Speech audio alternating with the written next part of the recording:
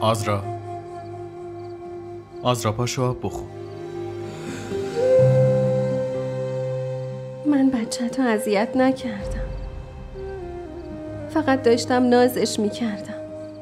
اگه بچه داشتم حتما شبیه اون میشد. آزرا منم خضر، پاشو آب بخور.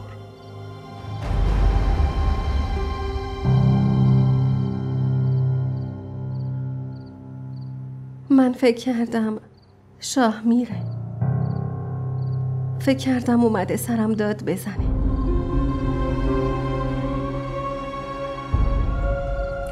بیا آب بخور.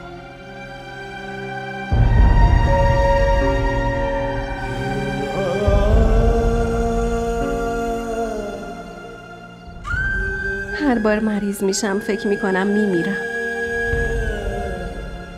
ولی مرگ هم درست مثل عشق ازم فرار میکنه.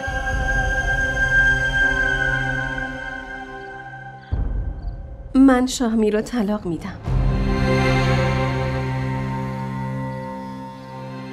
اون تو رو طلاق داد؟ شاهمیر نه، من اونو طلاق دادم. همیشه مردا زنا رو طلاق میدن، این دفعه زن طلاق داده. ولی این طلاق نمیشه. طلاق دل همین جوریه.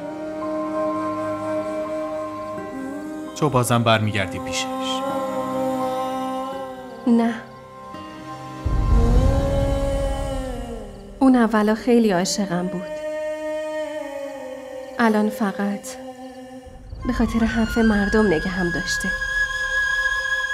ولی دیگه بهش نیاز ندارم. من عشق میخوام، نه صدقه. هرچی شده خیلی اشتباهه. ولی شاهمیر خوشت بیاد یا نه؟ نباید با دامادتون مثل نوکر رفتار کنی. آره راست میگی، راست میگی. اما آخه فقط تقصیر مامانه. عروساش هر کاری بکنن سریع بهش برمیخوره. حساب همه چیزو همه کسا ازش میپرسه و هر جور دلش بخواد باشون رفتار میکنه. ولی وقتی پای دخترش وسط باشه اونا رو بیگناه جلوه میده. این طرز فکر آخه میگه داماد باید زشت باشه که به پات بمونه.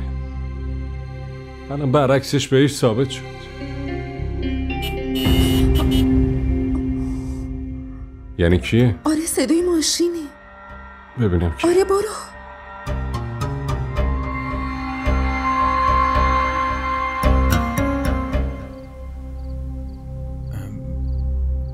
دماسنجم که نداری، چی کار کنم؟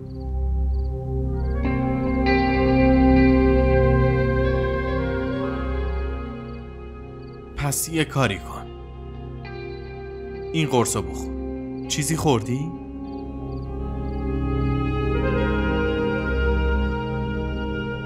چرا نخوردی؟ خب اینا چطوری باید اثر کنن؟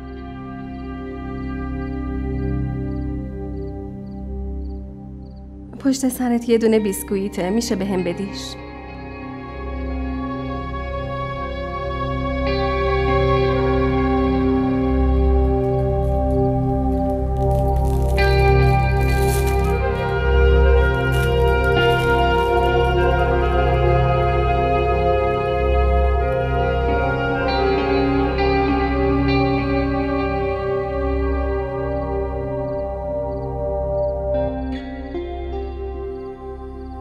چطوری اومدی؟ خب مثل همیشه. هرچند برام مهم نیست اون چه فکری میکنه. یه بار دیگه هم فکر کن. اگه واقعا اونو از قلبت بیرون کردی، من پشتت وایسادم و تا آخرشم باهاتم. بهت قول میدم. و اگه بگم که واقعا برام فرقی نداره چی؟ اون وقت برای منم هیچ فرقی نداره.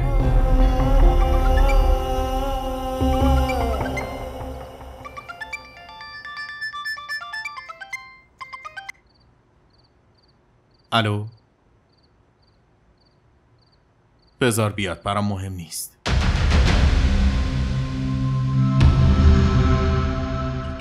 الان میاد، برو.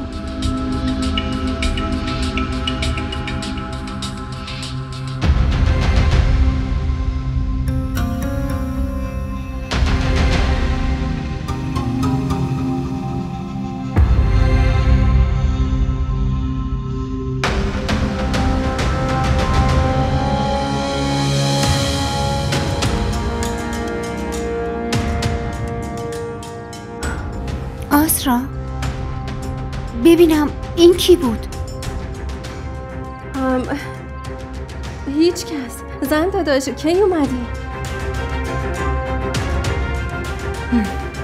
من دارم ازت میپرسم اون کی بود؟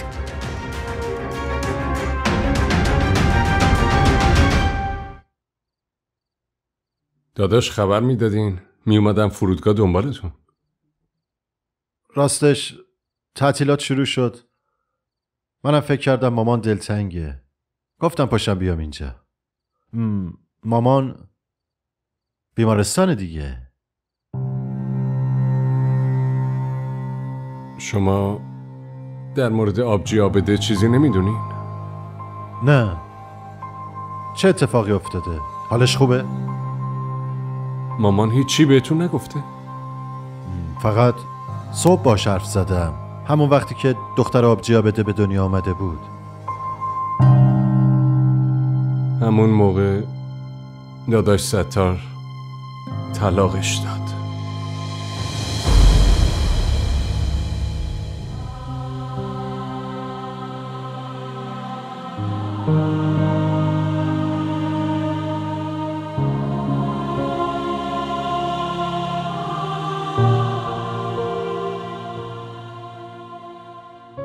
من که از همون اول بهت گفته بودم آزرا، هر چی تو مظلوم باشی و تحمل کنی اینا بیشتر بهت ظلم میکنن. من نمیدونم باید چی کار کنم. کجا برم؟ از کی کمک بخوام؟ این فرشته در لباس انسان کی بود؟ ممکنه واسه کمک به تو اومده باشه؟ زن داداش چی میگی؟ من دارم حرف حساب میزنم. اگه یه تکیه‌گاه محکم پیدا شد و به طرف دست دراز کرد، اون وقت تو هم باید دست اونو بگیری. نه من همچین چیزی نمیخوام. این کارو نمیکنم. مردم که در هر صورت حرف در میارن، ولی نمیخوام شاهمیر بگه که هر کاری با هم کرده حقم بوده. آخه کدوم مردم، کدوم شاهمیر؟ این دوتا اسمی که گفتی هیچ کدومش همدم تنهایی تو نمیشن آسرا. ببینم به خاطر اینا یه همچین آدمی رو از دست میدی؟ اینا به جز غم و غصه و تنهایی هیچی بهت ندادن.